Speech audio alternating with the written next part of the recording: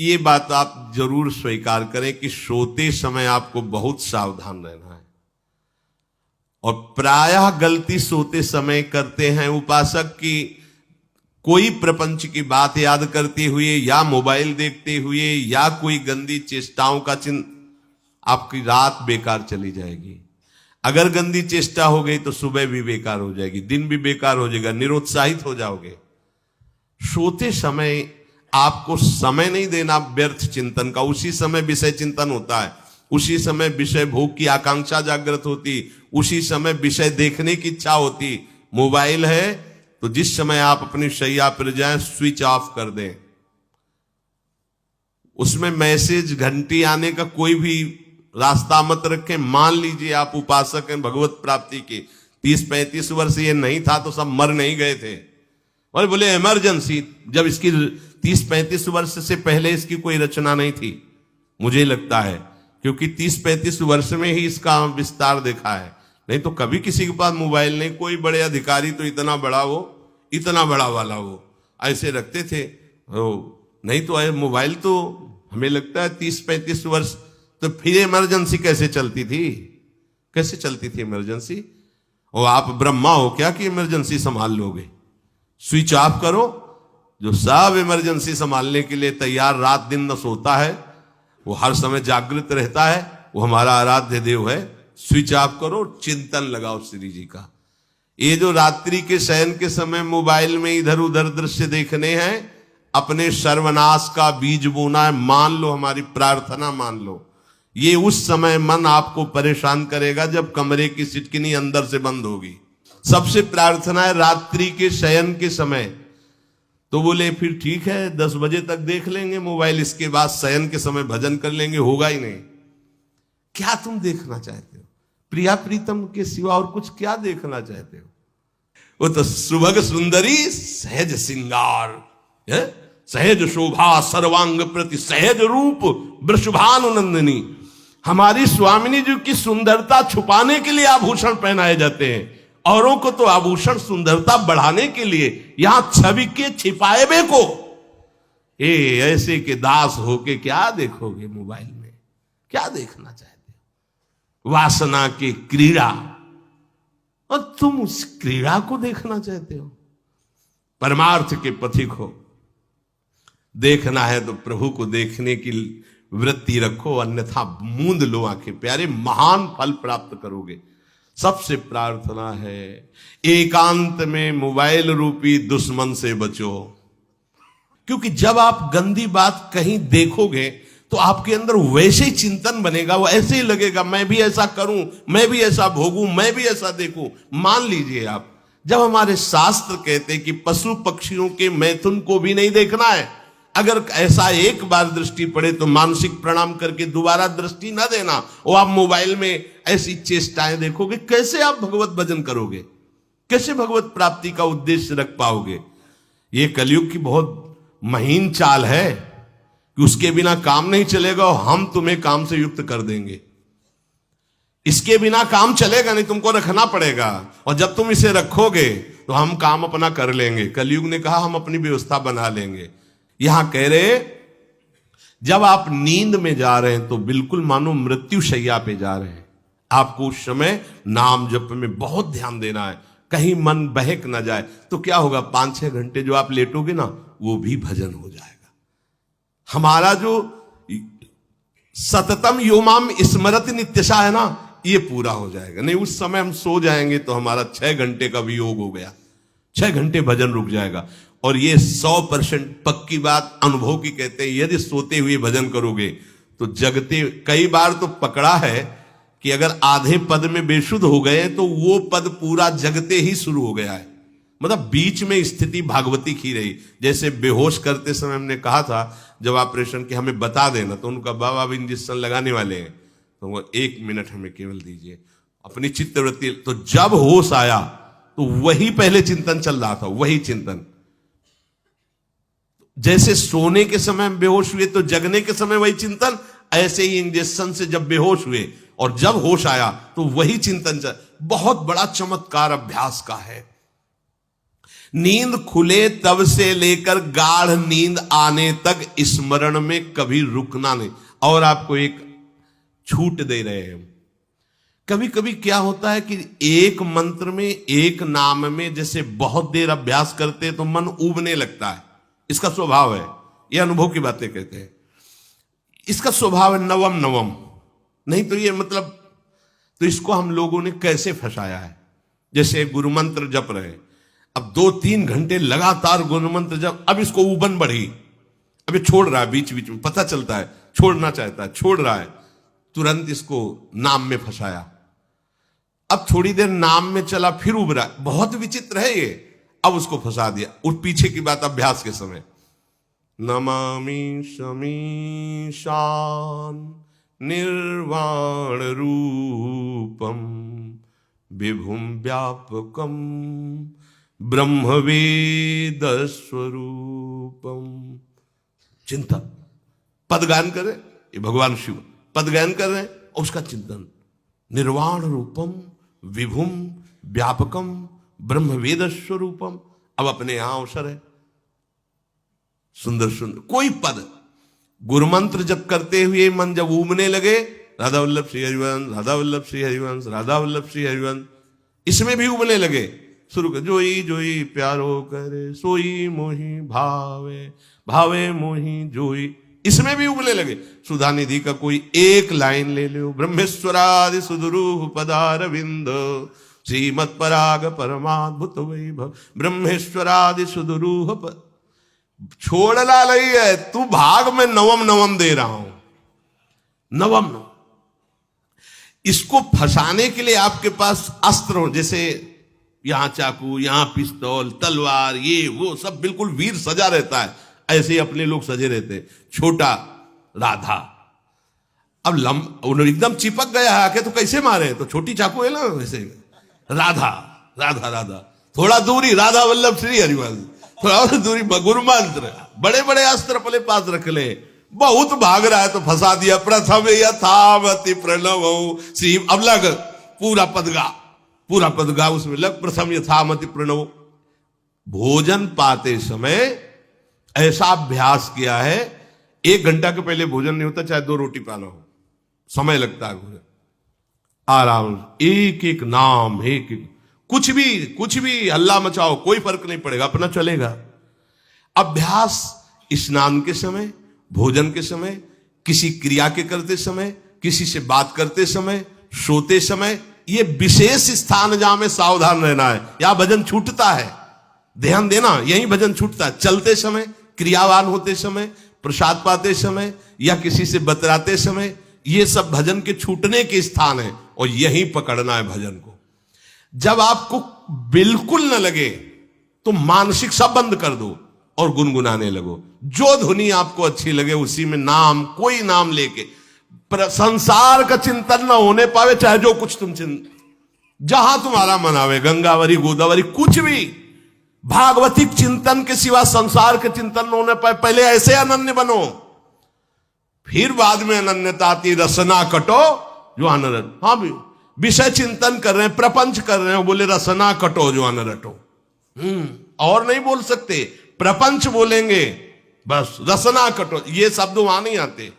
पहले हम आपको छूट देते, भक्त चरित्र, भगवान की चरित्र, नाम कीर्तन मंत्र, जो भी चाहो, संसार का चिंतन मत होने देना, पहले ये पकड़ो, फिर आगे चल करके जब पवित्र हृदय होगा तब ये निष्ठा आती, रसना कटो जो अन रटो, निरखियन फुटो नयन। मान लो संसार का चिंतन नहीं करने देना है इसको, आप जैसे बने वैसे करो भागवतिक चिंतन, कोई नाम ले लो, कोई मंत्र ले लो, तुम्हें जो प्रिय लगे, हम छूट देते हैं। ये हम नहीं करें कि रसना कटो जो अन रटो, ये बाद की बात है, हमें पहले इसका संसार चिंतन रोकना है।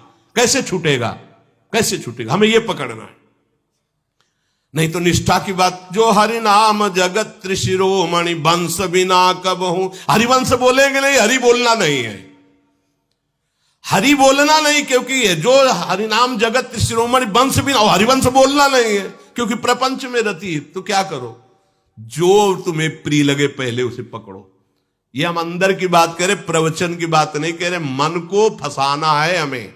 राम कृष्ण हरि जहां लगे इसको लगा, पहले इसको फंसाओ, संसार का चिंतन न होने दे।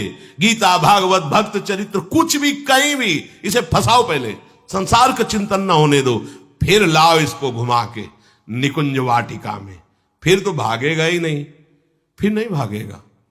अब सीधे निकुंज वाटिका में किसी महाभाग्यशाली गुरु आश्रित का लगेगा, अन्यथा बहुत प्रपंची मन है।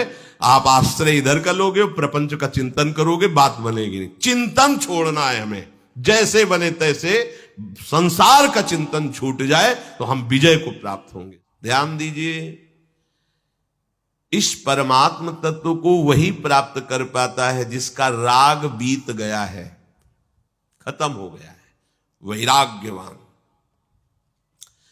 ज्यादा परिश्रम नहीं है वैराग्य में, विवेक नहीं होने के कारण हम वैराग्य नहीं धारण कर पाते।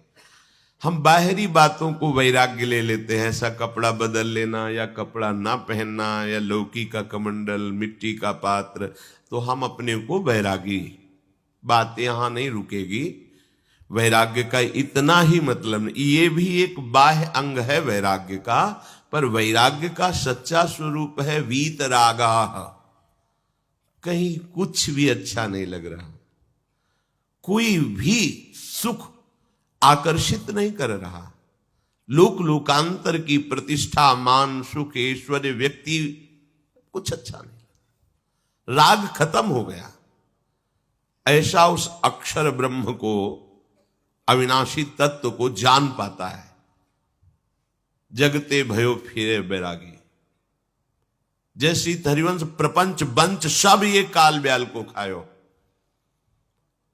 हालत यह है कि जैसे सांप ने मेढक को पकड़ रखा और मेढक सामने पतिंगा को, कीड़े को पकड़ना चाहता है, उसे यह पता नहीं कि मैं खुद किसी का कवल बन चुका हूं, वो एक झटके में मुझे अपने पेट में ले जाएगा। ऐसे ही हम सब हैं, काल के द्वारा ग्रसित है। काल ने हमें पकड़ रखा है, पर हम भोग भोगना चाहते हैं, हम नाना प्रकार की मान प्रतिष्ठा पाना चाहिए। ये पता नहीं एक झटके में हमारा अस्तित्व ही खत्म हो जाएगा। जिनके अंतःकरण में किसी भी व्यक्ति, वस्तु, स्थान, पद, प्रतिष्ठा का राग ही नहीं रह गया है, उसे कहते हैं वैराग्यवान। वीतरागाः, राग ही नहीं है। जिनका अंतःकरण निष्पाप निर्मल हो चुका है, जिनके हृदय में केवल भगवत प्राप्ति की उत्कट लालसा जागृत हो गई है, ऐसा साधन संपन्न उपासक परमात्म तत्व में प्रवेश पाता है। अध्यात्म मार्ग की ऊंचाई पर वो स्थित हो जाता है। यदि छंतो ब्रह्मचर्यम चरंती, जिनकी इच्छा एकमात्र भगवत प्राप्ति की है, यदि छंतो, तो उनको क्या करना होगा? ब्रह्मचर्यम चरंती, ब्रह्मचर्य का पालन करना होगा। प्रत्येक इंद्रियों का निर्विषय हो जाना वास्तविक ब्रह्मचर्य है। केवल जनेन्द्रिय से ही ब्रह्मचर्य को नहीं लेते। हमारी प्रत्येक इंद्रिय भोगों से रहित होकर भगवत अनुराग में, नेत्र प्रभु को देखना चाहते हैं, त्वगेंद्री प्रभु को स्पर्श करना चाहती है, घ्राणेन्द्री प्रभु के श्री अंग की गंध पाना चाहती है, श्रवणेन्द्री प्रभु के वचन सुनना चाहती है। एक एक इंद्रिय अपने प्रभु में लग गई, अंतर्मुख हो गई, बाहर विषयों का त्याग हो गया। इसे ब्रह्मचर्य कहते हैं। पर प्रारंभिक ब्रह्मचर्य में जनेन्द्रिय का ब्रह्मचर्य अत्यंत आवश्यक है। यदि जनेन्द्रिय जन्य व्यभिचार दोष से युक्त है तो कदापि उसे भगवत प्राप्ति नहीं हो सकती। शुभ गति व्यभिचारी शुभ गति चाहे असंभव। और भगवत मार्ग में सबसे बड़ा दुश्मन यही व्यभिचार दोष है, काम। इसी से हमारा हृदय मलिन होता रहता है, अंधा बटे और पड़ा चबाए वाली दशा रहती। कहते हमें 50 वर्ष हो गए। अरे 50 जन्म हो जाए तुम व्यभिचार करो, गंदी बातें करो, गंदे चिंतन करो, सो समय व्यतीत कर, अनंत जन्म व्यतीत हो गए, भगवत प्राप्ति हुई क्या?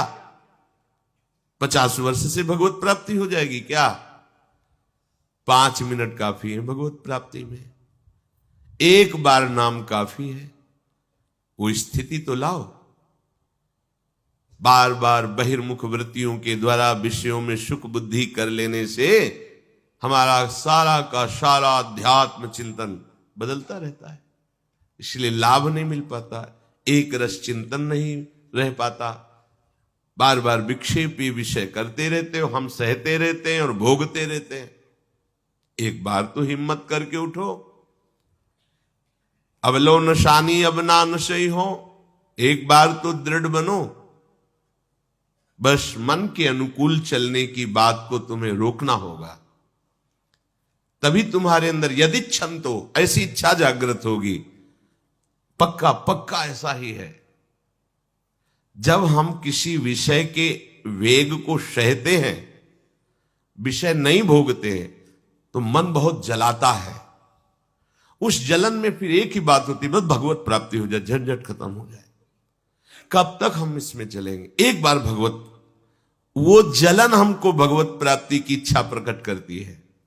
अपने लोग क्या करते, जलन को मिटाने की कोशिश करने लगते हैं, तो भगवत प्राप्ति की इच्छा क्या, भोग प्राप्ति की तृष्णा जागृत हो जाती है। भोगे हुए भोगों को बार बार भोगने की इच्छा का नाम तृष्णा है। बाहर और भीतर से कोई सहयोगी नहीं, जल रहा है उपासक, तब रास्ता निकलता है भगवत प्राप्ति का, तब इच्छा प्रकट होती। अब नहीं, बहुत जल लिया, अब तो केवल प्रियाजू के समीप जाना है, अब तो प्रभु के सानिध्य में रहना है, नहीं इन भोगों की जलन में जलना है। पर यहां तक पहुंचने के लिए जलना होगा, तभी लिखा सहित सहित बाढ़ है भगति तास्तिति क्षस्व भारत, क्योंकि आगमा पाइनो अनित्यास, ये नाशवान काम क्रोधादि तुम्हें प्रेरित करेंगे, तुम इनके वेगों को सह जाओ, ये स्थायी नहीं है।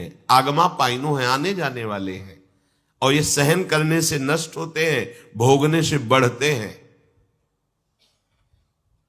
यदि क्षंतो, अगर भगवत प्राप्ति की इच्छा है तो ब्रह्मचर्यम चरंती, ब्रह्मचर्य का पालन करना ही होगा, इसमें कोई गुंजाइश नहीं, क्योंकि आप चल ही नहीं सकते।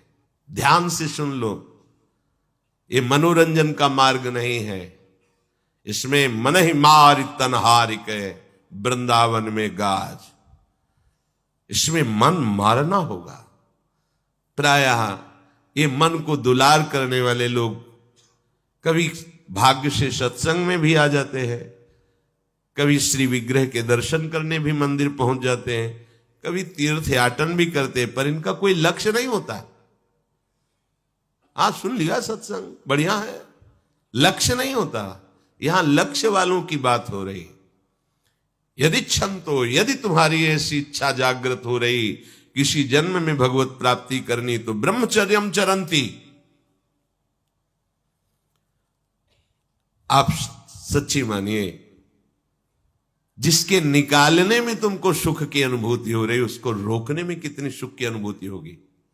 उन्मत्त हो जाओगे, बहुत जल्दी आपके सारे के सारे करण भगवदाकार होने लगेंगे यदि आप ब्रह्मचर्य का पालन करेंगे। शरीर स्वस्थ, हल्का, मन प्रसन्न, नींद आदि पर विजय, कितने गुण ही गुण। और ब्रह्मचर्यहीन आलस्य, प्रमाद, भोगों का चिंतन, मन का डिप्रेशन में पहुंचना, कमर में दर्द, टांगों में दर्द, सर में दर्द, घबराहट होना, बिना किसी कारण के मन भयभीत हो रहा है, भोजन अपच हो रहा है, बिना किसी प्रक्रिया के वीर नाश हो रहा है, बिना किसी प्रक्रिया के। काहे को मृत्यु स्वयं स्वीकार कर रहे हो, ये मृत्यु है। चाहे भगवान दत्तात्रेय जी बोल रहे हैं या भगवान कपिल देव जी बोल रहे हो, जब उपासक को संबोधन करते हैं भगवत प्राप्ति के लिए, तो कहते हैं कि इस भोग वृत्ति को साक्षात मृत्यु रूप देखो, ये मृत्यु है तुम्हारी। जब शरीर राग त्यागना है तो तुम शरीर से भोग भोगोगे तो आसक्ति शरीर की पुष्ट होगी, आसक्ति भोग सुख की पुष्ट होगी, है नहीं। कितने दिन शरीर रहेगा, कितने दिन भोग रहेंगे।